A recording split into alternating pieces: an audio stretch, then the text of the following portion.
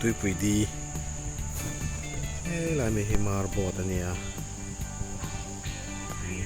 thut kai na thin da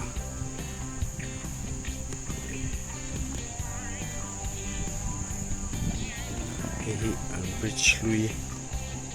zop mi hring kai na thin zop ka khani pui di ai bridge thlang lam ania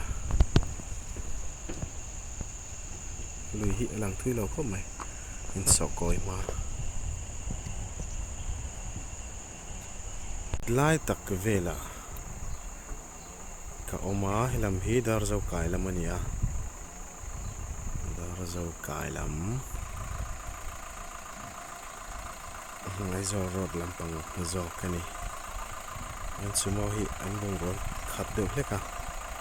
anan lot then anon tlan phei ni tuna yan dar zo kai angle lama tangin ania a view hi azau thei tak tak lo lui hi ain so koi ngal deuh mai box ya khi a kho chung tui pui di khuwa kha ni a lui nar lampang zo kani tin a lui hi chim luang ania ria tur chu chim lam hoi zong a luang ti kha shetai la tha o me sangha te hum hal ania mu cha kom khom me ma ro chu an mu thei mel lawa tu nu deuh boka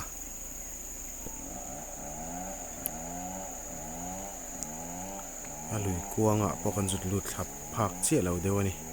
am bridge sei khop mai Bailey Bridge chuan saber polani ka ring Mizoram chuan tiang hi kan lamang Bailey Bridge hi ring kak kum chuan lo deuh thina kan mang rei thin khop mai thla ka hun viawani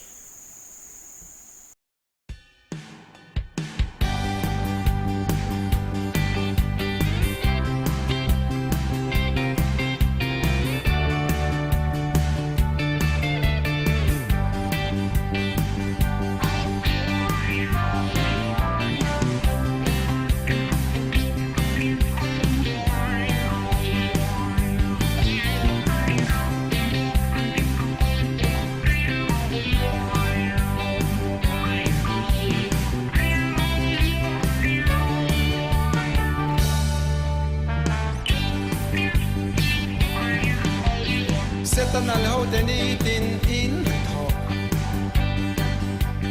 tu na ban san tuna hian dar zo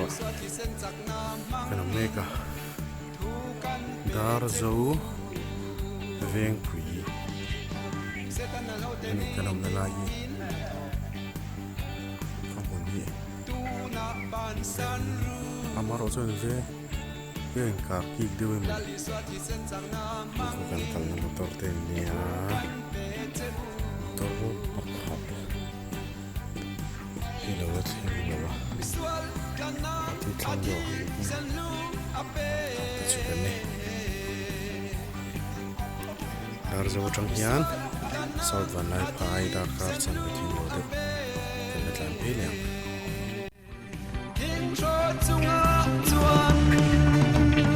lo me kan mel ma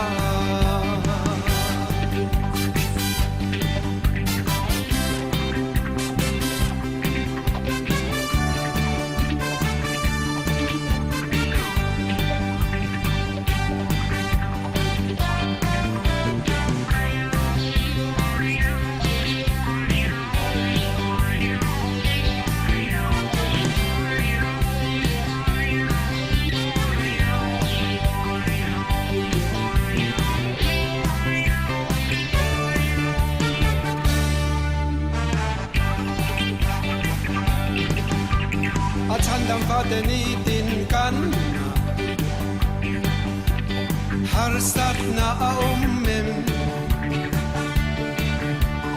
lali swa pathiana chuan ne zo to asin a chan dam fa de ni tin kan har sat na mem xóa bát thiên na chuan nghe dấu to asin sual kanan athi san lu ape sual kanan athi san lu ape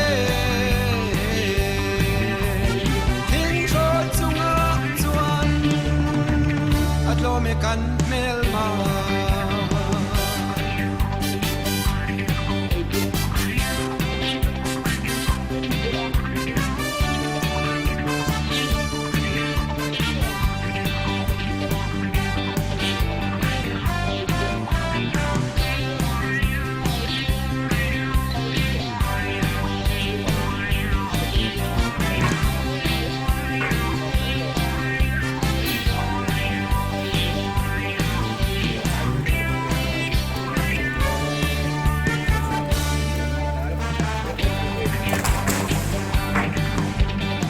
sanatuar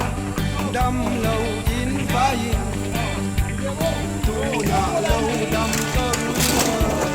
kali swa taksa tuar na kisna chuan kan dam to ani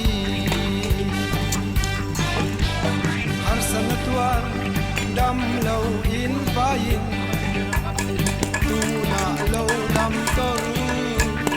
kali swa taksa tuar na kisna chuan kan dam to ani